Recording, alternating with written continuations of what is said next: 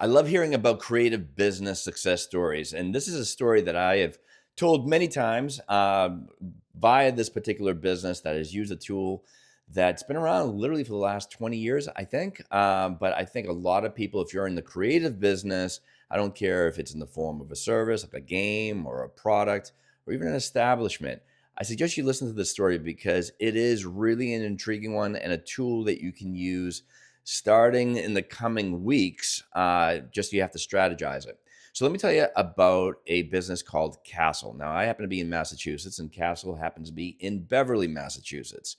And what Castle is a kind of a hybrid of a cafe and a board game business, which means that you can go into Castle, grab your coffee, grab your pastry, and then walk into the other room where there's a bunch of tables that are occupied, mind you, with people playing game boards. And Castle happens to have a lot of game boards right there accessible to you. So from classics to strategic to family game, they're all there. And it is very busy. So let me just tell you how this came about. And this is something that you should think about in regards to the strategic process of how to put your creative business together. So, from what my understanding of this kind of origin story is, this husband and wife went to Toronto. And when they went to Toronto, this is many years back before they started this business, they happened to walk into something that is in the form of a cafe board game business. They loved the idea. And quite honestly, they said this would be a great type of business to bring back to Beverly. Now, Beverly happens to be a very creative community. It's a small town right next to Salem, Massachusetts.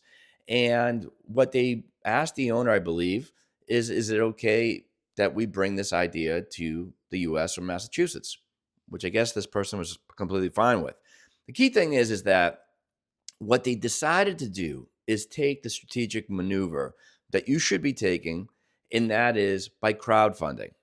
And crowdfunding, in regards to Indiegogo and other types of crowdfunding types of platforms, are a fantastic platform in order to get this creative business about. Now, you might have heard of crowdfunding in other types of forms, but in the form of creative business, it is such a powerful tool. So, how does this work? And how did Castle get this idea off the ground, and how they are currently successfully in business? I think they just moved to a better location as well.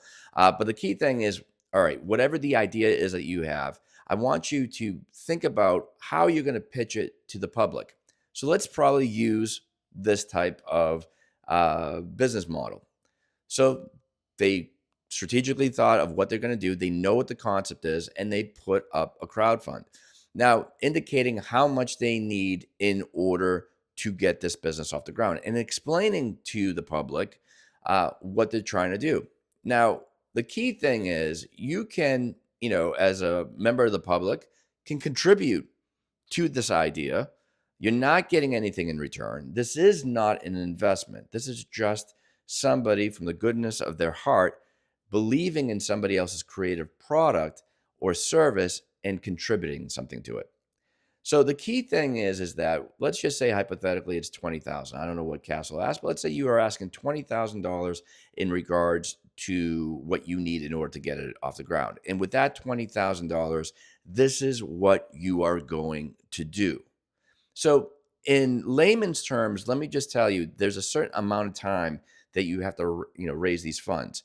If you reach that goal, fantastic, the money is yours. But in return, you have to provide something back to the people that really contributed to your idea. If you did not hit that goal amongst the time that you had, acclimated, the key thing is that all that money goes right back to the people that donated.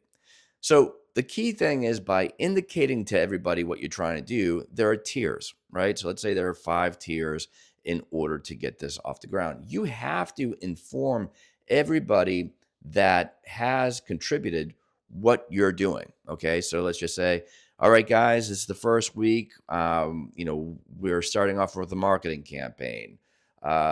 Second week could be in regards to obtaining furniture for, let's say, in this case, the cafe, et cetera, et cetera.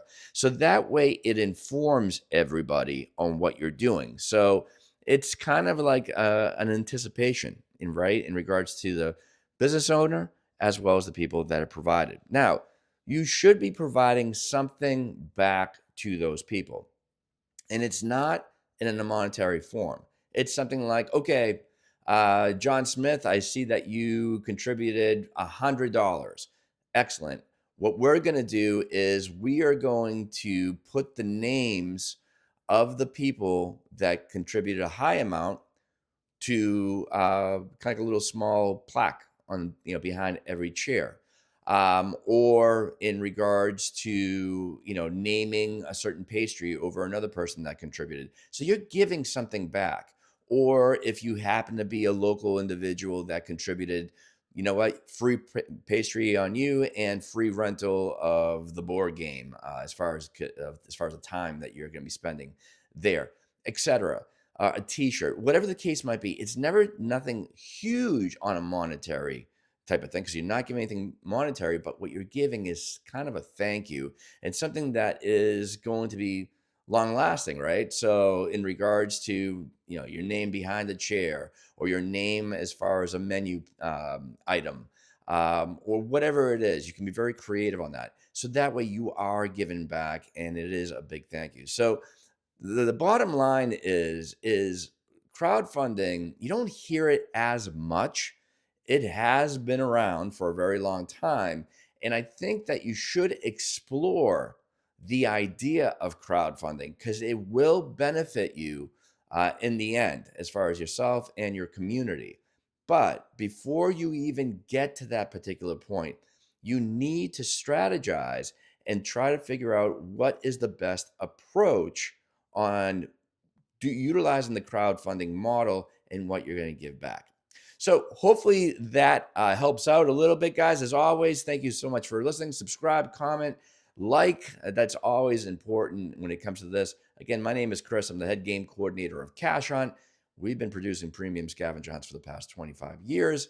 And I always like to provide information, tips, tricks. Love talking about other businesses as well as creative ideas. So if you'd like to watch more videos, hit the box that will float somewhere on at the end of this video. And until next time, let's play.